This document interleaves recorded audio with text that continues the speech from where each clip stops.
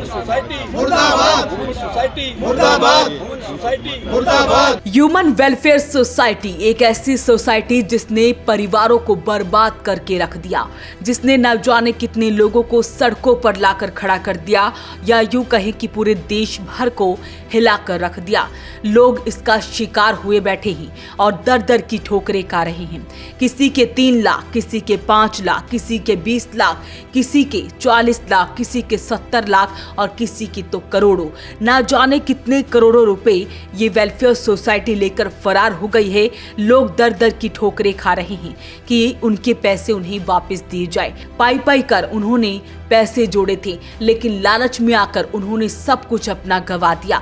उन्होंने सोचा कि घर बैठे उनके पैसे डबल हो जाएंगे, लेकिन डबल तो क्या ही होने थे। जो उन्होंने अपनी पूंजी इकट्ठी की थी वो भी वो गवा बैठे। तस्वीरें आपको पानीपत के जिला सचिवालय की दिखा रहे हैं, जहां पर ये सभी वो लोग हैं जो इस सोसाइटी का शिकार हो चुके हैं, या यूं कहें कि ये सभी लोग लालच में आकर बुरी तरह से फंस चुके हैं, क्योंकि अब इनके पैसे डूब चुके हैं। तो ऐसे में अब ये एसपी दरबार में पहुंचे हैं अपनी शिकायत लेकर और कार्रवाई की मांग कर रहे हैं। मैं पिछले दिसंबर 2023 से इसकी दरखास्त दे रहा हूँ।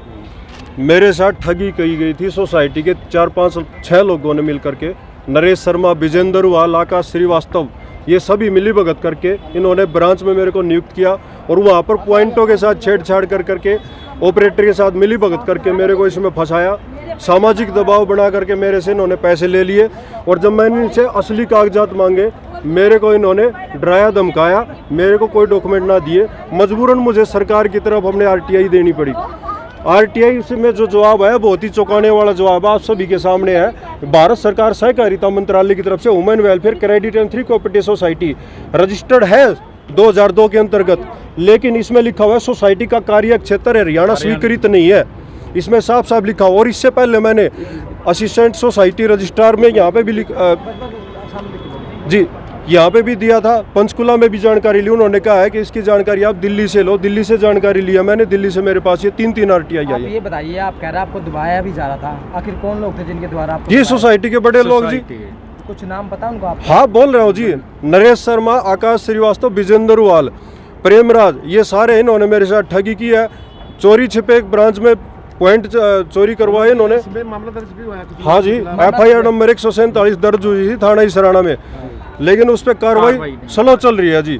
कार्रवाई होती समय से होती तो ये मामला पहले ही एकदम से सभी के सामने आता और दूसरे गरीब लोग इसमें ना फंसते। कितने का फ्रॉड हुआ है? मेरे साथ 26 लाख का फ्रॉड हुआ जी। टोटल पानीपत की बात की जाए? टोटल पानीपत का जी, मैंने तो शुरू में यहाँ मीडिया में आया था तो मैंने तो बहुत ही कम बोला था। सोसाइटी के जो एजेंट है या फिर सीटू के साथ जो धरना प्रदर्शन करे वो 70 से 80 हज़ार करोड़ का बोला जा रहा है। वो दिसंबर का आंकड़ा बोलते कि दिसंबर तक का आंकड़ा है 70 से 80 हज़ार करोड़ का। मुझे उसके बारे में पता नहीं, वो भी सीनियर अधिकारियों का है, वो जैसे बोलते हैं मैंने तो वैसे आपको बताया। आज आप किसके पास आए हैं, एसपी के पास या डीसी साहब के पास? मैं तो माननीय एसपी साहब के पास आया था भी अपनी कार्रवाई करवाने के लिए, लेकिन मुझे मीडिया आप लोग मिल गए, इतने सारे ठगी पीड़ित लोग मिल गए। भाई मेरे से रहा नहीं गया, मुझे इनसे भी पूछताछ करनी, इनसे बात करी तो ये भी सारे कोई 3 लाख कह रहा है, कोई 5 लाख, कोई 8 लाख, ऐसे परेशान हो रहे हैं भाई साहब। देखो इनसे ये भी अपना खुद का परेशान है। 25-30 लाख रुपए इनके जो उन पर कार्रवाई हुई थी वो सुचारू रूप से नहीं हो रही, इसलिए आप एसपी साहब के पास गुहार लगाने हैं? हाँ जी बिल्कुल। तो क्या लगता है कार्रवाई होगी? जी कार्रवाई होगी। देखो पैसे का मामला है, थोड़ा समय लगेगा, हर चीज़ डीपली जाके देखनी पड़ती है। प्रशासन भी किसी को गलत नहीं ले सकता, लेकिन जब कार्रवाई होगी तो बहुत बड़ी आवाज़ होगी, सभी को न्याय मिलेगा। मुझे पूरा विश्वास है प्रशासन इस पर अच्छे तरीके से कार्रवाई करेगा। तो ऐसे में लोग काफी ज्यादा दुखी हैं। उन्होंने सोचा कि डबल पैसे हो जाएंगे, लालच में आकर उन्होंने अपनी सारी जमा पूंजी जो है इस सोसाइटी में जमा करवा दी। एजेंट को भी फंसाया गया, उन्हें भी फंसाया गया और उनके भी पैसे लूटे गए।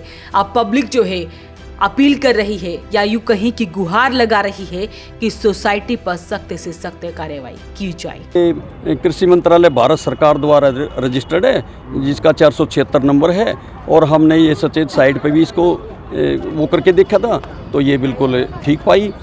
और सहकारिता मंत्रालय के अंडर में थी ये। भाई इसका सहकारिता मंत्रालय जो है वो अमित शाह के पास है। हमारे को तो यही बताया गया था कि इसके सहकारिता मंत्री जो हैं वो अमित शाह है और कोई डरने की बात नहीं। तो हमने इस सोच करके ये पैसा लगाया है। अब ये पता लगा है कि ये तो हरियाणा में भी इसकी वो नहीं थी, तो लीन हरियाणा में नहीं थी, तो फिर ये प्रशासन ने देखना था भी ये क्यों खोल रखी है फिर। पानीपत में 7-8 ब्रांच खुली हुई है जी। पानीपत में इनकी 7-8 ब्रांच खुली हुई है, उसमें एटीएम लगे हुए थे। आरबीआई के गाइडलाइन के हिसाब से एटीएम लगते हैं ना जी। मगर हमारे जो ब्रांच मैनेजर थे परमानंद चतुर्वेदी, उन्होंने हमारे साथ फ्रॉड किया है। हम 4-5 बंदे हैं, हमारे को ये डराया जाता था काम करो यही पैसा मिलेगा, नहीं काम करो नहीं पैसा मिलेगा। हमारी मचोटी भी नहीं थी। इस सोसाइटी में अधिकतर महिलाएं भी शिकार हुई हैं। महिलाओं को लालच दिया गया कि इस सोसाइटी पर वो भरोसा करें और भरोसा जीतकर उनके साथ इतनी बड़ी ठगी हुई है, धोखाधड़ी हुई है। इतना जमा करोगे तो ये चीज मिलेगा, वो चीज।